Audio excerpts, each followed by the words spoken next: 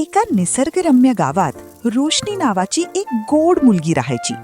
तिचे डोळे निरागस होते आणि तिचे गाल एकदम गुबगुबीत होते. आणि जेव्हा ती हसायची तेव्हा तिच्या हनुवटीवर डाव्या बाजूला असलेला तो छोटासा तीळ उठून दिसायचा. रोशनीला झाडावेलींची गप्पा मारायला खूप आवडायचे. तिच्या बागेत एक खूप मोठे आणि तेजस्वी सूर्यफूल होते.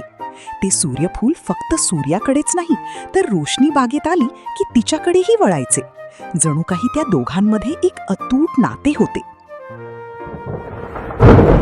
एके दिवशी आभाळ काळवंडून आले आणि जोरात पाऊस पडू लागला.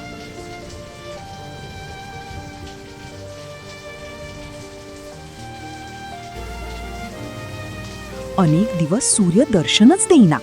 बिचारे सूर्यफूल सूर्याच्या अभावी कोमेजून गेले आणि त्याने आपली मान खाली टाकली. आपल्या लाडक्या फुलाला असे दुःखी पाहून रोशनीला राहावले नाही. तिने ठरवले की ती आपल्या मित्राच्या आयुष्यात पुन्हा प्रकाश आणणार. तिने पिवळा रेनकोट घातला, आपला चष्मा नीट केला आणि थेट स्टोअर मध्ये जाऊन तिने एक कंदील शोधून काढला आणि बागेत जाऊन त्या सूर्यफुलासमोर उभी राहिली.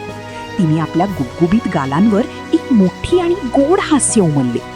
रोशनीच्या त्या निखळ हास्यात आणि चेहऱ्यावरील तेजस्वीपणात सूर्यफुलाला साक्षात सूर्याचा भास झाला. तिचे ते हसणे आणि प्रेम पाहून सूर्यफूल आनंदाने पुन्हा ताठ उभे राहिले. रोशनीच्या प्रेमाचा प्रकाश कोणत्याही सूर्यापेक्षा जास्त प्रखर होता. त्या दिवसापासून पाऊस असो वा ऊन, रोशनी आणि तिचे सूर्यफूल नेहमी एकमेकांकडे बघून हसत राहिले. अशीच छान छान गोष्ट ऐकण्यासाठी चॅनलला लाईक आणि सबस्क्राईब करा. भेटूया एका नवीन गोष्टीसोबत.